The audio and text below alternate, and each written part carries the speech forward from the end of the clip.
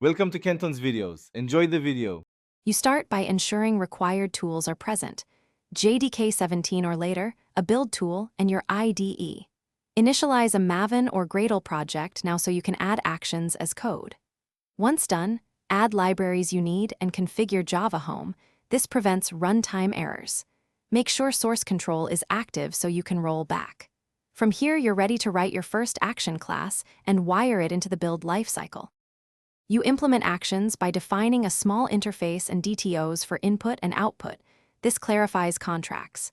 Then write a focus service per action, single responsibility, so tests remain simple. Once implemented, add unit tests and mock dependencies to validate behavior.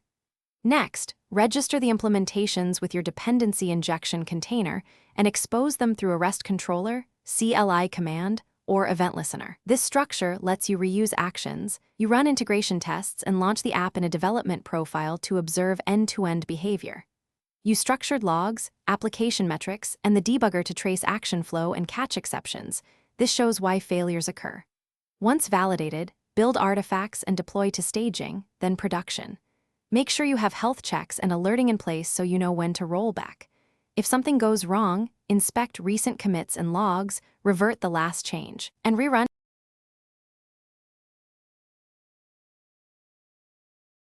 Thanks for watching. Consider subscribing if we helped you.